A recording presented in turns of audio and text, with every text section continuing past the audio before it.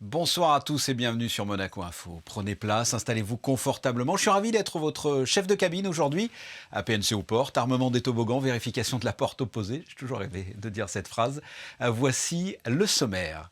Lundi prochain, nous célébrerons la journée mondiale du donneur de sang. À cette occasion, il nous semblait important de faire un état des lieux sur les dons en principauté avec le directeur du centre de transfusion sanguine. Et vous allez voir que la population se mobilise, mais ce n'est pas assez. Nous ouvrirons une page jeunesse avec plusieurs reportages, notamment avec les apprentis collectionneurs, des jeunes chargés de proposer au nouveau musée national de Monaco les œuvres que le musée devrait acquérir. Vous découvrirez aussi une rencontre très enrichissante entre des élèves et des auteurs à l'occasion du prix littéraire Le Coup de cœur des lycéens.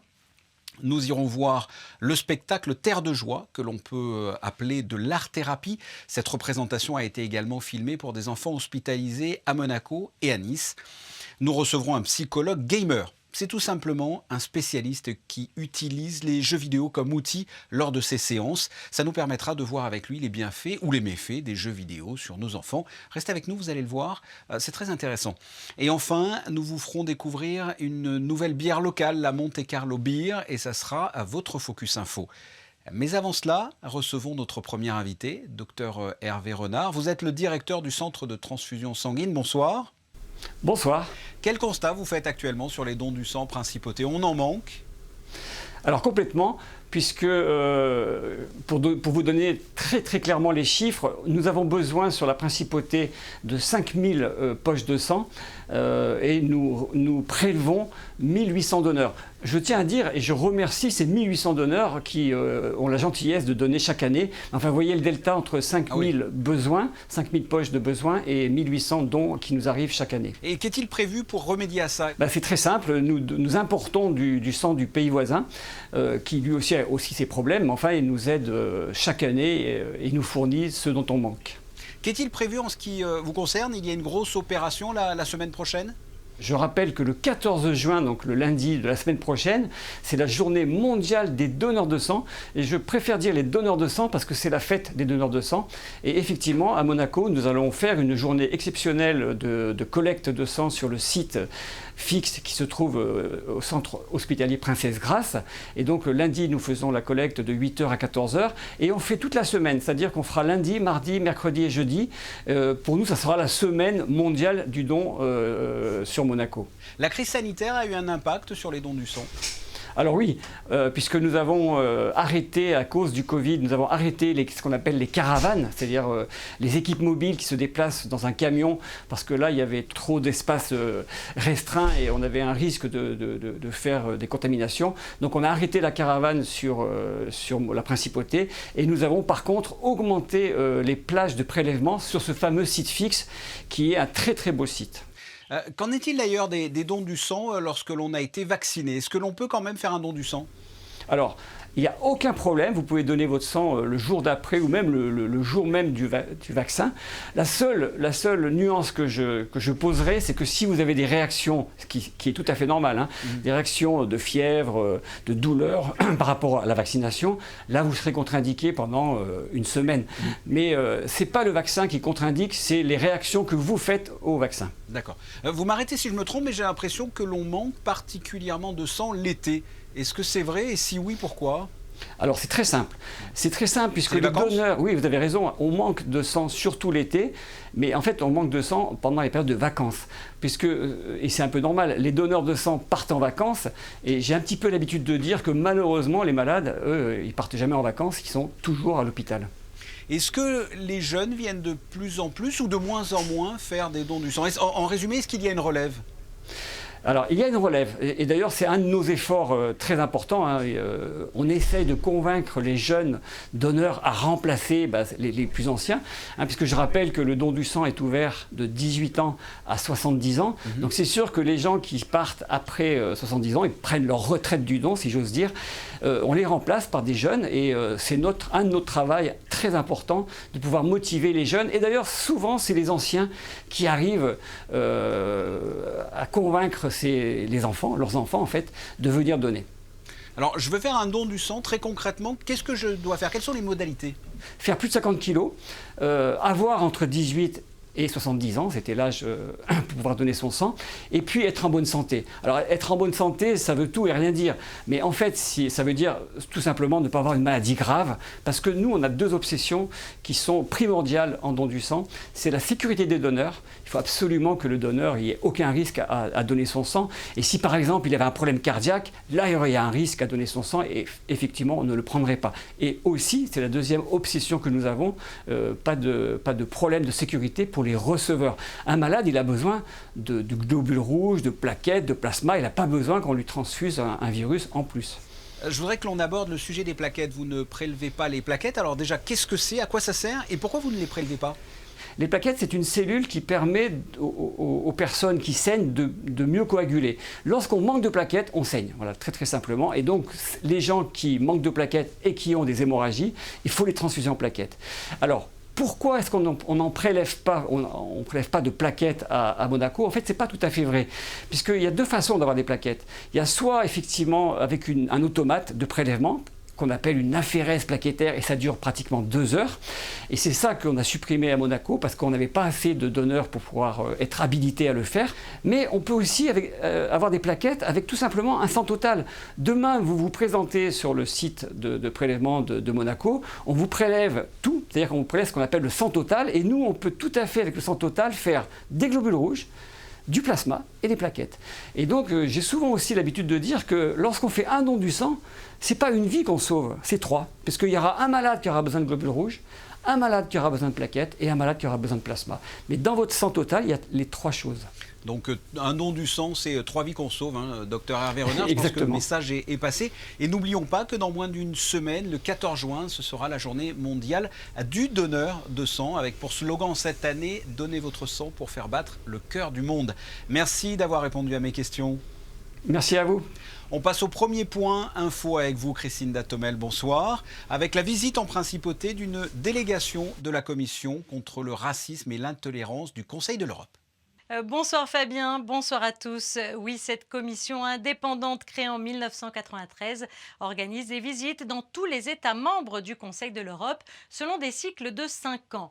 Elle élabore ensuite des recommandations de politique générale quant à la manière dont chaque pays pourrait traiter les problèmes identifiés et les adresse au gouvernement concernés.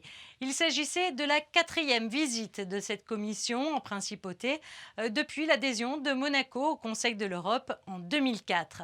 Une visite qui aura permis de dresser le bilan des mesures mises en œuvre en principauté et d'en initier de nouvelles, notamment en matière de lutte contre le racisme et l'intolérance dans le cadre des nouvelles technologies de l'information.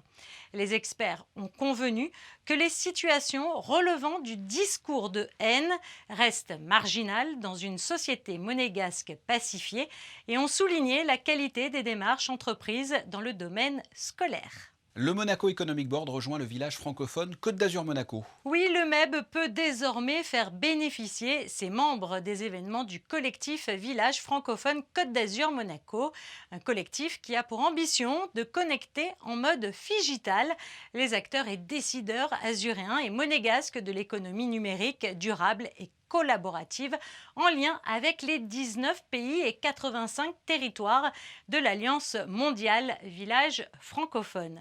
Cette dynamique à laquelle les membres du MEB auront accès gratuitement et qui se concrétisera tout particulièrement en amont et lors d'événements internationaux et locaux. Une première opportunité qui sera proposée à l'occasion du salon Vivatech à Paris du 14 au 18 juin. La cellule Emploi Jeune lance un site internet pour trouver un contrat en alternance à Monaco. La cellule Emploi Jeune du service de l'emploi lance un site internet pour mettre en relation employeurs et étudiants en principauté. Choisir une formation en alternance présente de nombreux avantages et permet de se différencier sur le marché de l'emploi. L'alternance permet aux étudiants, accompagnés par une équipe pédagogique et professionnelle, de découvrir un futur métier, mais surtout d'acquérir une expérience professionnelle pendant leurs études supérieures. Destinée aux étudiants de 16 à 26 ans et aux entreprises de Monaco à la recherche d'informations sur le dispositif de l'alternance. Le site présente le fonctionnement, l'actualité et de nombreuses informations pour les différents acteurs.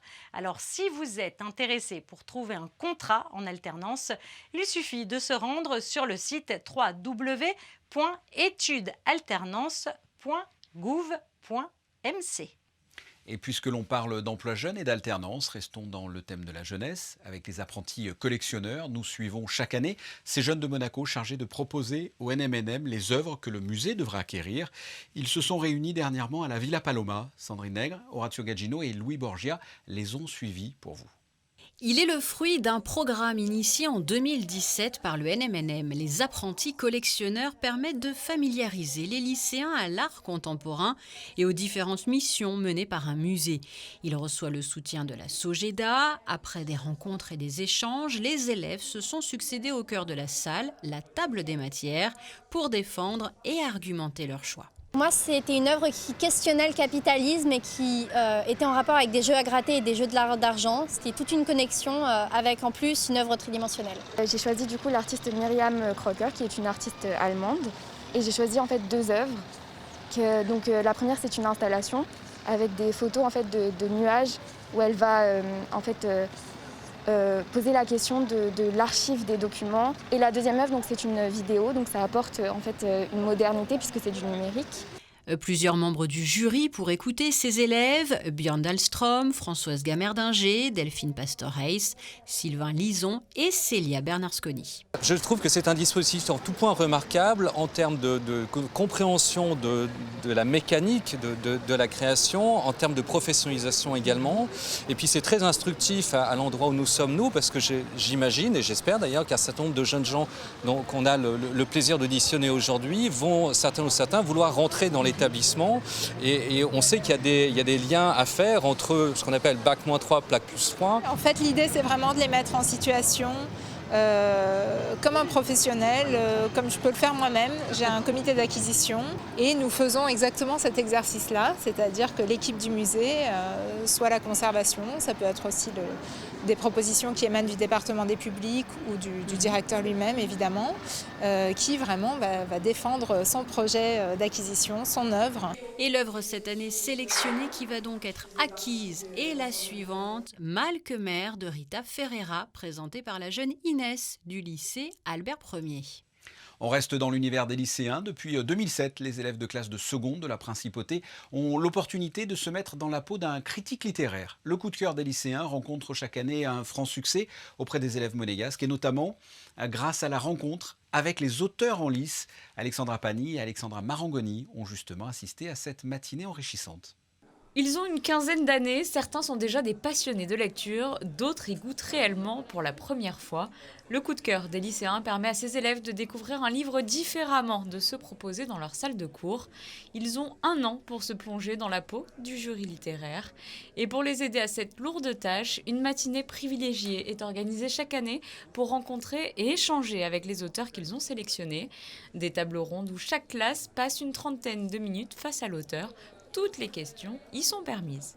J'ai trouvé que c'est une bonne idée de pouvoir discuter avec eux et d'apporter aussi d'autres précisions ou des choses comme ça qu'ils n'auront pas compris ou des choses qu'ils n'auront pas tout de suite attrapées en fait. Et l'échange était vraiment très très bien, oui vraiment, très très chouette. 4 premiers romans ont été retenus cette année par les lycéens et 5 auteurs présents puisque l'un des livres a été écrit à 4 mains. Mis en place par la Fondation Prince-Pierre de Monaco, ce travail a pour but de sensibiliser les élèves au monde de l'édition et à la littérature contemporaine. On a affaire à un public en général un peu plus âgé, on va dire la vérité. Et là, c'est des jeunes et je sens chez eux cette exigence qu'on ne retrouve pas ailleurs, cette curiosité aussi sur la manière dont on travaille, la manière dont on chemine dans un livre. Moi, j'adore. C'est hyper enrichissant, c'est la première fois que je fais ça, donc je me régale, mais vraiment, je me régale. Et je pense que j'apprends même des choses sur moi-même et sur le livre. Et cette curiosité, elle est très singulière et elle est vraiment, c'est un grand plaisir, vraiment un grand plaisir. D'abord timides, les langues se délient rapidement et les élèves ont conscience de la chance unique de pouvoir dialoguer avec l'auteur d'un roman qu'ils apprécient pour en connaître un petit peu plus. Je suis de base quelqu'un qui n'aime pas forcément lire et ce projet m'a vraiment, ça m'a apporté beaucoup et en fait c'est même été une motivation de se dire ouais je vais lire et je vais même pouvoir rencontrer des auteurs et pour moi c'est une expérience incroyable. Soit sur leur vie personnelle ou bien sur l'histoire qu'ils ont écrite. Par exemple, je sais pas, monsieur Laurent Petit-Mangin qui a écrit une histoire propre à lui. Un prix de 6 000 € est doté par la Fondation Prince Pierre. La cérémonie de proclamation des prix se déroule chaque année à l'automne. Voilà, de jeunes lycéens face à des auteurs. La lecture, c'est bien. Les jeux vidéo, c'est pas mal non plus. Mais est-ce nocif pour la santé, pour le mental? Pour y répondre, nous sommes avec Yann Leroux. Bonsoir. Bonsoir. Vous êtes psychologue gamer. Je ne connaissais pas. Qu'est-ce qu'un psychologue gamer, tout simplement? Alors, je joue aux jeux vidéo d'abord pour mon plaisir personnel. J'ai rencontré les jeux vidéo un peu comme tout le monde dans les années 80. Et puis, ils m'ont toujours accompagné. Ils m'ont accompagné pendant mes études de psycho. Ils m'ont accompagné une fois que j'étais diplômé comme loisir.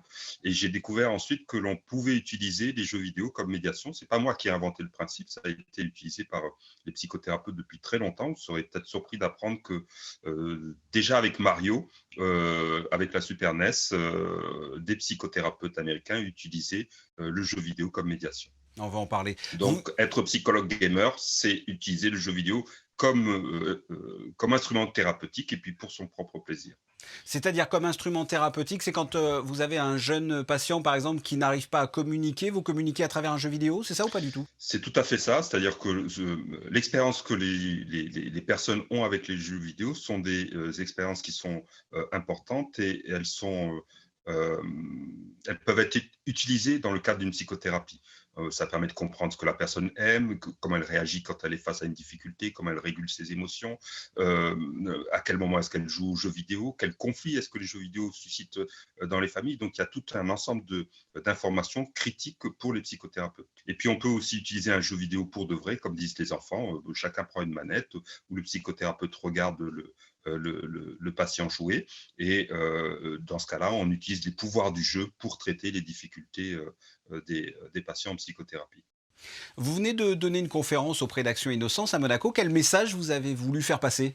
Ce qui est important, c'est de dire aux parents que le jeu fait partie du développement des enfants. Les enfants apprennent, grandissent, se développent dans, par et avec le jeu. Et quel est votre point de vue justement sur les jeux vidéo et l'impact sur les jeunes? On a maintenant un recul de 30 années sur la relation entre le développement des personnes et puis les jeux vidéo.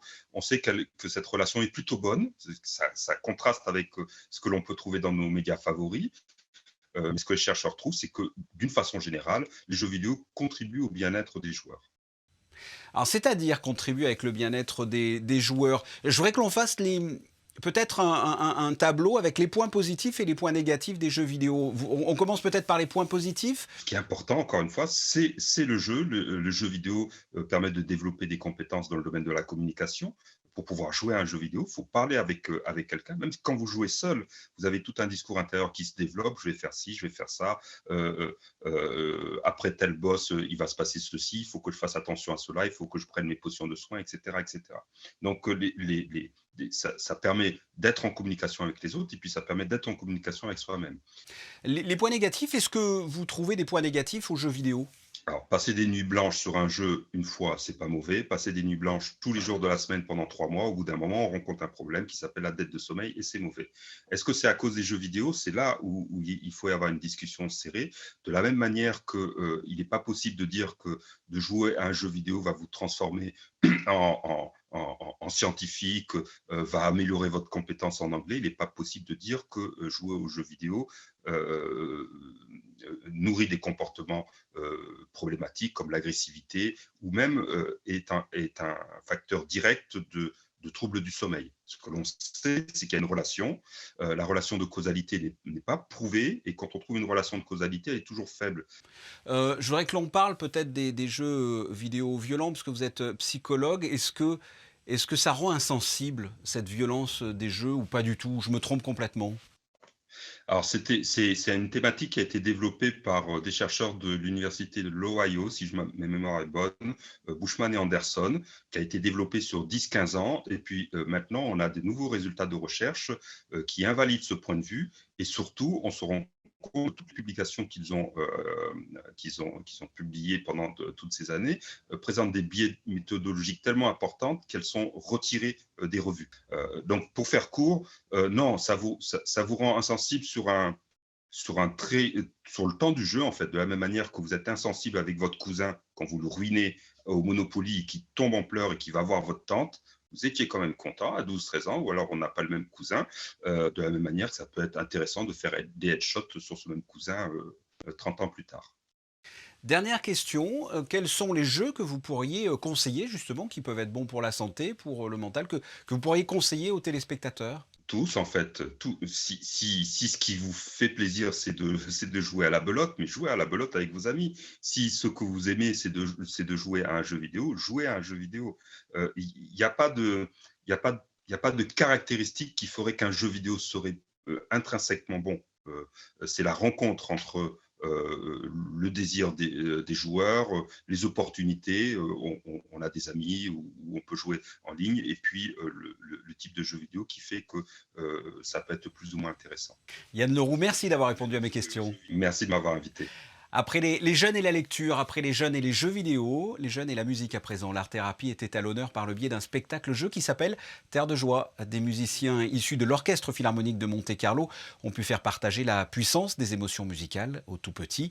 Les classes de primaire avaient préparé cette expérience unique depuis le mois de septembre avec leur institutrice.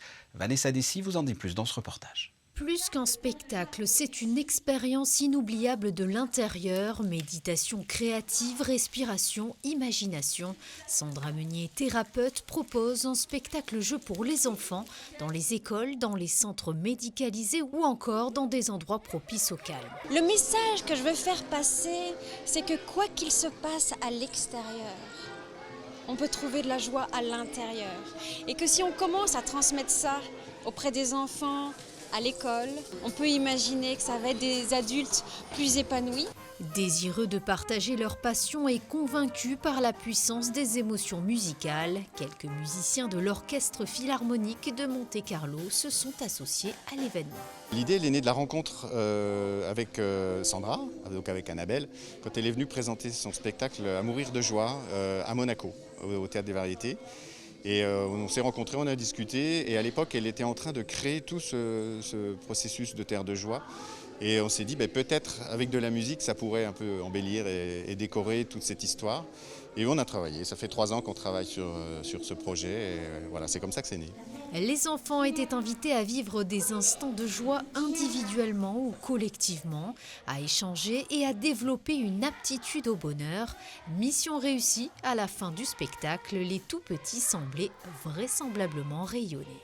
J'ai trouvé que ce spectacle était bien réalisé et que ça serait bien de recommencer pour d'autres enfants, pour d'autres élèves. Ça m'a donné de la joie. Je remercie tout le monde. Je trouvais que c'était très bien parce qu'en même temps, Annabelle, elle chantait bien et elle dansait bien. Ça m'a rendu joyeux, vraiment. C'était émouvant, j'ai adoré. J'ai ressenti de la joie. On remercie Annabelle et les compositeurs de la chanson, c'était vraiment trop bien. J'ai pensé que c'était vraiment génial et pour les enfants aussi qui sont malades, c'est bien. Et des pensées collectives. Les enfants malades du centre hospitalier Princesse Grasse et de l'hôpital Lanval ont pu découvrir ce spectacle-jeu via une captation en direct. On referme cette page jeunesse et on vous retrouve, Christinda, sans transition donc, le reste de l'actualité en bref. Initié dans le cadre de l'attribution du prix littéraire et de la bourse de la découverte, le marathon de lecture a pour objectif de partager avec le plus grand nombre les sélections d'ouvrages réalisées chaque année par les membres du conseil littéraire de la Fondation Prince-Pierre, Christinda. Merci Fabien. L'ensemble des sélections sera présenté lors du lancement du Marathon de lecture 2021 le 15 juin à la médiathèque. Les lecteurs des médiathèques de la Côte d'Azur auront jusqu'au 31 août pour lire les romans en compétition et partager leurs impressions de lecture. À l'issue de ce marathon de lecture, le lecteur-auteur de la meilleure critique littéraire se verra remettre un bon d'achat d'une valeur de 500 € valable à la librairie Masséna. Il sera également invité à assister à la cérémonie de proclamation des prix ainsi qu'à la soirée organisée par la Fondation en présence des lauréats des prix littéraires le mardi 12 octobre prochain à Monaco. Rendez-vous donc le mardi 15 juin à 15 h à la médiathèque de Monaco. L'entrée est libre et gratuite, mais sur inscription. Pour ce faire, il vous suffit d'appeler le 93 15 29 40. C'est noté. Le 5e colloque des rencontres philosophiques de Monaco, bientôt en principauté. Effectivement, ce colloque se tiendra à Monaco du jeudi 17 au samedi 19 juin. Alors à cette occasion auront lieu la rencontre avec les finalistes du prix 2021, la remise des prix et 4 tables rondes, dont une consacrée à la philosophie et à la bande dessinée, ainsi que pour la première fois un dialogue au théâtre Fort-Antoine. Par ailleurs, les membres fondateurs des rencontres philosophiques de Monaco ont décidé de faire un don à la médiathèque de Monaco des livres publiés par les maisons d'édition et collections ayant déjà reçu la mention honorifique.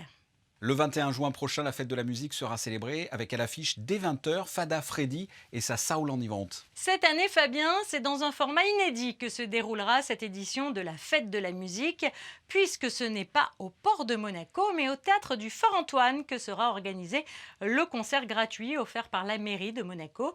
Il se déroulera sur invitation, emplacement libre, assis, avec port du masque. La distribution des invitations s'effectuera à l'espace Léo Ferré à partir du lundi 14 juin sur présentation d'une carte d'identité monégasque. 2 billets seront délivrés par carte et dans un second temps, s'il reste des places, dès le mardi 15 juin sur présentation d'une carte de séjour. Un mot à présent concernant les inscriptions à l'Académie Régnier 3. Oui, comme chaque année, l'Académie Régnier 3 informe les parents d'élèves de l'ouverture des inscriptions pour la prochaine année scolaire. Alors pour ce faire, rendez-vous sur le site internet de l'Académie, www.academierégnier3.mc. Les demandes de réinscription sont à effectuer du 14 au 25 juin inclus. Attention, aucune demande ne pourra être prise en considération après le 25 juin. Les réinscriptions ne sont plus automatiques, elles doivent faire l'objet d'une demande qui sera validée en fonction du nombre de places disponibles et au regard de la discipline choisie. Quant aux demandes de pré-inscription pour les nouveaux élèves à partir de 5 ans, elles sont actuellement ouvertes et ce jusqu'au 25 juin. Merci Christina. Et ce n'est pas fini pour vous, puisque je viens de découvrir que vous étiez également une amatrice de bière. Et c'est d'ailleurs votre Focus Info. Vous êtes allé à la découverte de 2 jeunes entrepreneurs qui viennent de lancer la Monte Carlo Beer. Retenez bien son nom, elle s'appelle MCB et cette petite blonde s'apprête à faire des ravages. Présente sur de nombreuses tables monégasques et dans les rayons de nos supermarchés, vêtues de rouge ou de blanc, les Monte Carlo Beer sont nées d'une belle histoire d'amitié. Donc Anthony et moi, on se connaît depuis 15 ans maintenant, on est tous les deux de Monaco. On est entrepreneurs depuis l'âge de 22-23 ans. Chacun de nos côtés différents. Donc moi j'étais en Asie pendant plus de 10 ans, lui était sur Monaco, mais chaque année on se retrouvait en Asie souvent pour des vacances et puis pour parler un petit peu, pour se porter un peu vers le haut. Et puis en 2018 on a fait notre première expérience ensemble, on a créé un restaurant-bar sur Singapour. Et on s'est rendu compte en fait de l'image, de l'impact que Monaco avait sur les gens, l'image que ça donnait. Et étant grand fan de bière, on a joint les deux choses et on a créé donc une bière de Monaco. Ouais. Et si aujourd'hui de grandes enseignes monégasques comme la SBM, Marché U ou encore Carrefour et des établissements tels que le Jack, le Pinocchio, le Yacht Club, le Gaïa ou encore le Rouge et Blanc se sont déjà laissés séduire, 2 grands groupes internationaux commencent eux aussi à s'intéresser de plus près au MCB. On a le nom Monaco qui est très porteur et très attractif pour les pays étrangers surtout, donc pour l'export c'est un point en plus d'avoir le nom Monte Carlo sur la bouteille. On a des pays comme des distributeurs à l'étranger comme les États-Unis, comme le Japon qui nous ont approchés pour goûter déjà la bière, qui sont intéressés pour l'importer dans leur pays, donc on est en train de travailler sur ça mais c'est en plein développement. Ouais. L'objectif, faire de cette petite bière une boisson incontournable à Monaco et à l'étranger. Rentrée en avril dernier chez Monaco Boost, la pépinière d'entreprise a tout de suite remarqué le fort potentiel du projet. Le nom MCB a d'ailleurs été déposé. Ils nous ont vraiment soutenus depuis le début. On a fait une candidature quand ils ont ouvert, c'était en février. Et là, on est rentré en avion, on était les premiers à emménager. Ils nous ont vraiment chouchoutés, on est vraiment contents. On a un beau bureau d'ailleurs si vous voulez passer. Mais à chaque bière, sa recette. William et Anthony ont élaboré la recette de leur bière avec des consignes bien précises.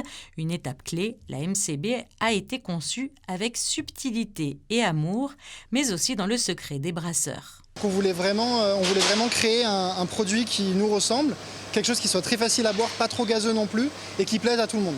Donc la directive, c'était vraiment d'avoir une bière, ce qu'on appelle une bière de soif, qui est facile à boire. Vous pouvez en boire, il faut faire attention, il faut boire avec modération, mais on peut en boire plusieurs sans se sentir lourd, sans se sentir vraiment...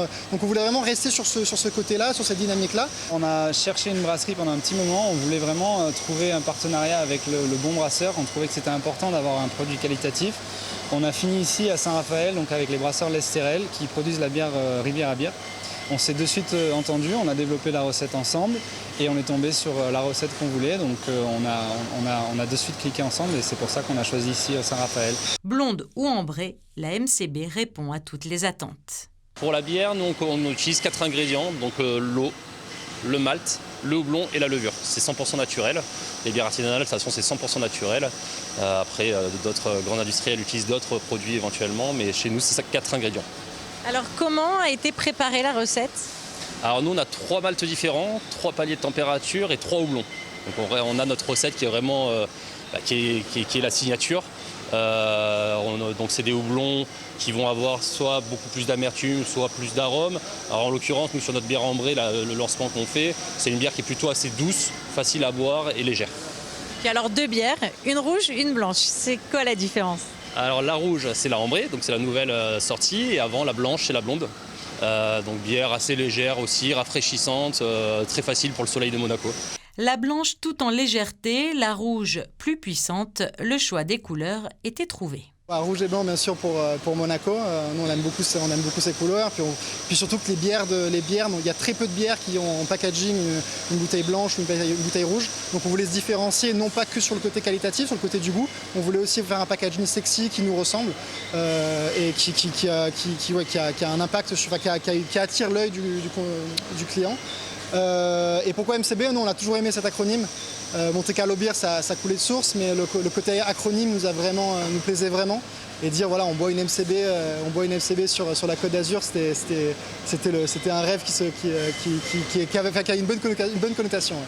Un rêve qui s'apprête donc à devenir réalité. Une chose est sûre, cette petite bière monégasque a déjà tout d'une grande.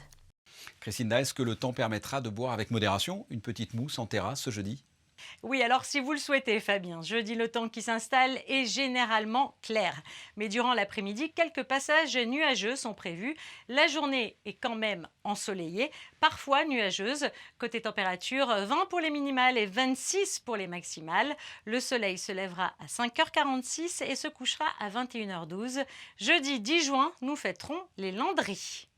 Ce journal est terminé. Merci de votre fidélité. On passe aux photos du jour avant de se quitter. Michael Alési est allé du côté du One Monte Carlo où nous découvrirons très prochainement une nouvelle galerie dont on vous parlera dans une future édition. Le journal, ce jeudi 19h, sera présenté par Émilie Rousseau. Quant à nous, on se retrouve très bientôt. Au revoir et portez-vous bien.